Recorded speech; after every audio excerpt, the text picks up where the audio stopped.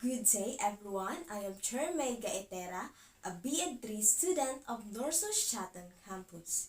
In this video, I will tackle the curriculum implementation as a change process.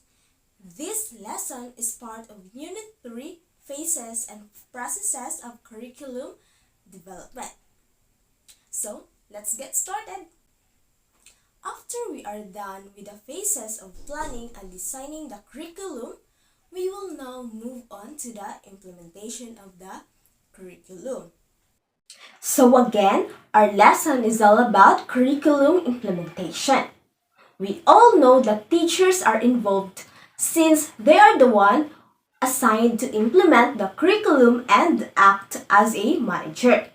They will put into action what has been planned and designed. The teacher also who will add more meaning to the various activities in the classroom. This is called teaching style. So before teaching, you need to distinguish first what kind of style or methods are you going to use. Whether you are into teacher-learner-centered or learner-centered teaching. So this is where you have to make the teaching interesting, engaging, and unforgettable. In order to achieve the curriculum you designed, as a teacher, you have to be a learner-centered as your teaching style. No curriculum should stop at planning or designing. It has to be implemented. But it is not easy because there are lots of things to be considered, just like the change. Question: why do we need to change the curriculum? To answer that, there is a change in the curriculum when it no longer addresses the needs of the society. So I have here a phrase and I want you to ponder about it. So this is the common voice that we hear from teachers and implementators. So we often hear teachers say, "Here goes again, another curricular change. We are already overloaded.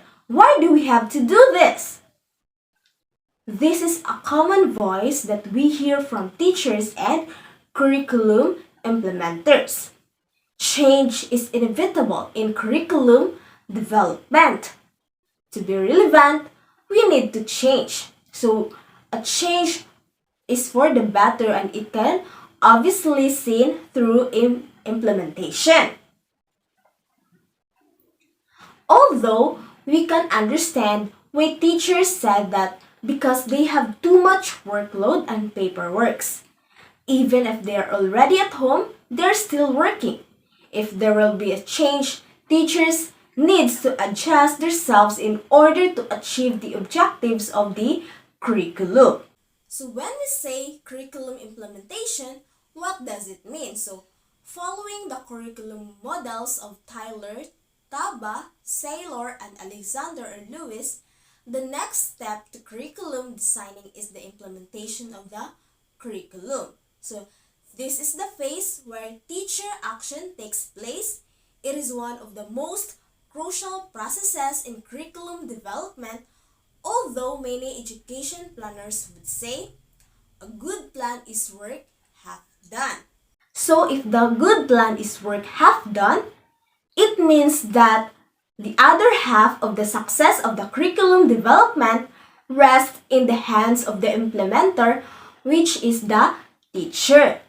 So if the teacher was able to do the assigned task, so it means that the design curriculum was successfully implemented. There are also other meaning of curriculum implementation. So when we say curriculum implementation, it means putting into practice the written curriculum that have been designed in syllabus, course of study, curricular guides, and subjects. It is a process wherein the learners acquire the planned or intended knowledge, skills, and attitudes that are aimed at enabling the same learners to function effectively in society. Ornstein and Hankins 1998 defined curriculum implementation as the interaction between the curriculum that has been written and planned, the persons who are in charge to deliver it. So, the in charge person referred to the teacher. The interaction mentioned here is between the lesson plan and the teacher.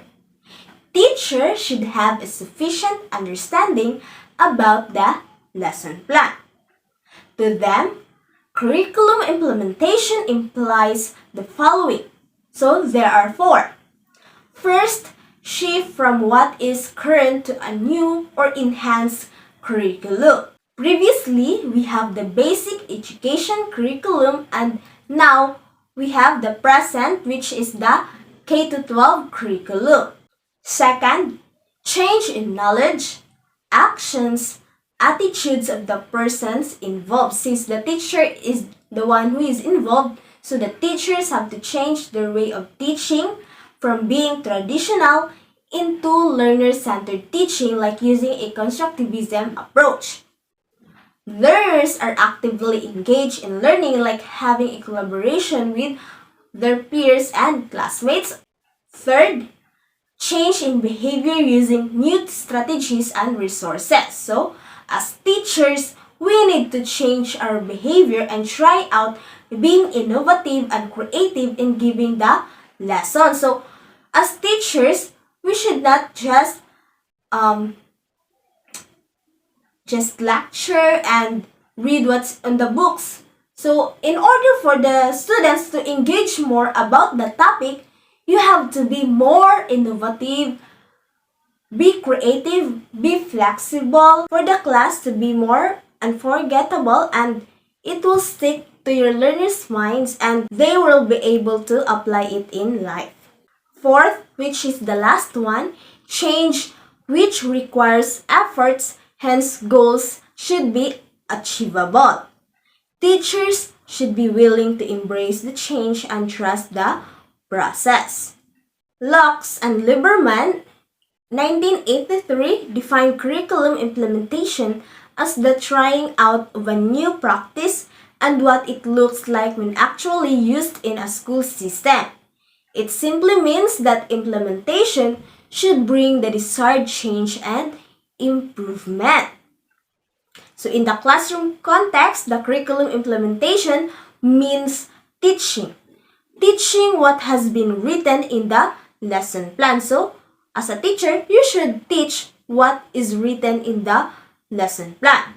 Implementing means using the plan as a guide to engage with the learners in the teaching-learning process with the end in view that learning has occurred and learning outcomes have been achieved. It involves the different strategies of teaching with the support instructional materials to go with the strategy. Now let's move on to the concept of change. Change is a constant law of nature. It brings improvements. Change is an ongoing process.